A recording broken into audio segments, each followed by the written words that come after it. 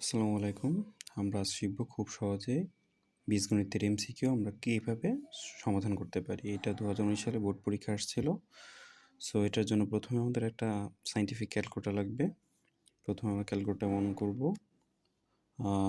On করার পর e⁴ minus 3a² + 1 এটা ওঠানোর জন্য সর্বপ্রথম আমরা ক্যালকুলেটরে আলফা দিব।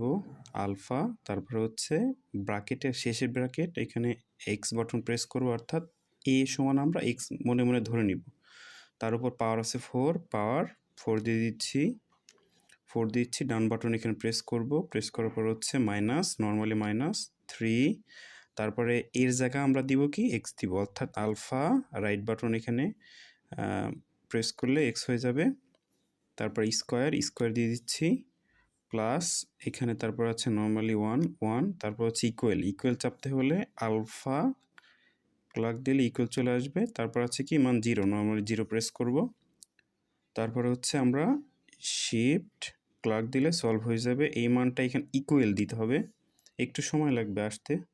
হ্যাঁ, এখানে অলরেডি চলে আসছে এক্সের মান 1.61 সামথিং।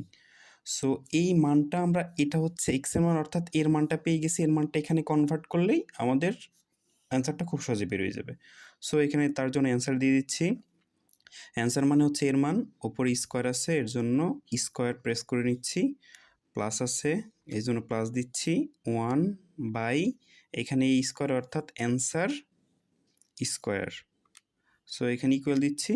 সো এখানে আমরা উত্তরটা পেয়ে গেছি কত, উত্তর 3, অর্থাৎ এমসিকিউটা উত্তর হবে কত, উত্তর 3। এভাবে আমরা খুব সহজে বীজগণিতের সব এমসিকিউ সলভ করতে পারবো খুব অল্প সময়ে।